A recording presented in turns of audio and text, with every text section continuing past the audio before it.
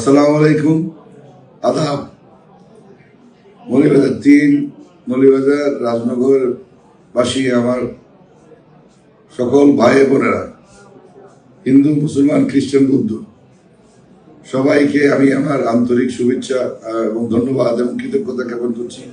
আপনারা যা আমার উপরে আপনাদের আস্থা জ্ঞাপন করেছেন, বিশেষ করে হিন্দু ভাইয়েরা আমাকে যে এবার বিশেষভাবে মূল্যায়ন করেছেন, সেই জন্য আমি আমাদেরকে ধন্যবাদ জানাচ্ছি। আমি আশা করি আগামীতে আমরা সরকার গঠন করলে আপনাদের এই এলাকার উন্নয়নে যে ধারাবাহিকতা বন্ধ ছিল গত 17 বছর, সেটা আবার চালু করতে সক্ষম হব। আমি আপনাদের সকলের সহযোগিতা কামনা করছি এবং আশা করছি আমরা একসাথে আমাদের মৌলভীবাজার এবং রাজনগরকে একটা সমৃদ্ধশালী এলাকা হিসেবে গড়ে তুলতে পারব। আমি এই আজকের এই বিজয়ের সময় আমি আমার মরহুম নেত্রী বেগম, আমাদের দেশমাতা বেগম খালেদা জিয়াকে স্মরণ করছি, যার অনুপ্রেরণায় আমরা এত বছর রাজনীতি করে আসছি।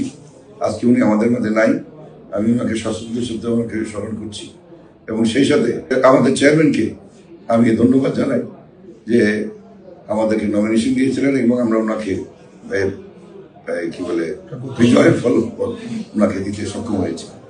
সবাইকে ধন্যবাদ। আসসালামু আলাইকুম। বাংলাদেশ জিন্দাবাদ।